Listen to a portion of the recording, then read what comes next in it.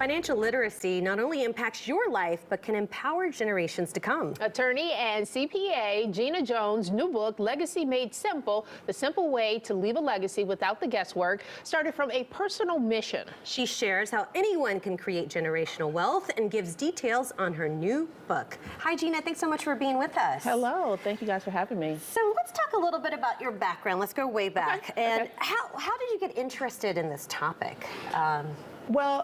So I work with a lot of CEOs as an attorney and CPA. Sure. Okay. Now the way I got there is because my father's a songwriter. He's been in entertainment. He's one of the members of the Shy Lights, He's a legendary yes. Chicago group. That's right. He's lead singer and songwriter of all the songs. And he got into a problem with the IRS. And as a child, I witnessed that. And it impacted our family in a very negative way. And so I just remembered that. And all I could think of was, I need to help people so that they don't have to go through this. And then fast forward to my, usual practice, a lot of people were not thinking about legacy. Yes. Like, we want to improve profits, we want to increase efficiency, we want to do all of these things.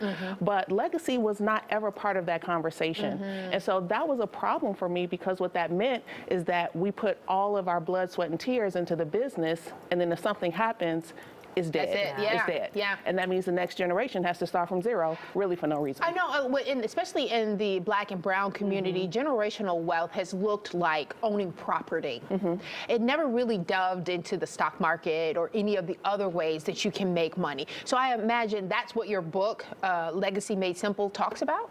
Well, the book is a step back, and it's really a basic, and it's written as a conversation. Okay. Oh, nice. So I'm saying, hey, we have the tools. Now you need to take the tools, and here's how you use them. Because, the truth is, legacy and generational wealth are buzzwords. Like, we always say them, we always hear them, but then it's not usually backed up with action. Okay. And a few reasons for that. People don't know what to do. Okay. The steps are not necessarily clear. And then even the prospect of hiring an attorney can be intimidating to people. Oh, yeah. And so the book is written to say, hey, this is how we do it. This is what legacy means. This is the impact that generational wealth can have. And it's really not that difficult. It's really simple if, you start thinking about it now and don't wait until you're on the deathbed or, one leg in the grave. We have to really start being intentional right now about building those things. Intimidating is such a great word to use, because, when I think generational wealth, I think, oh, does this mean a large sum of wealth and money to pass on to future generations? Like, how many generations have to be taken care of, or is this about estate planning? What does it mean? It's a combination of things. And so money is certainly a part of it. Financial currency is a part of it, but also human currency as well as intellectual currency, because somebody could have a lot of money and not know what to do with it. And so now your legacy is dead. Okay. So the book is really about, hey, let's think about what it is that we want our legacy to be. Okay. So how do you begin to build generational wealth? Yeah. How does that look? Yeah, so looking at the results that you like you said, what are the outcomes that I want to see? How many generations do I want to impact? Do I want to make sure that I have scholarship money available for next generations to go to college? Or do I want to be able to fund startups for the entrepreneurs in the family? What is it that I want to see? And then beginning to put a plan in place to say, hey, if that's what I want, these are the steps that I have to take right now to begin to make sure that that comes into fruition in even this generation. Because legacy is not about death, it's about life. And a lot of the benefits will be now. Do I go open a bank account? Do I go buy a piece of property? Do I buy some stock? Do I open a 529? What do I do? Yeah, all of those depending on what your priorities are. Okay. So if your priority is education, yes, that 529 plan will work.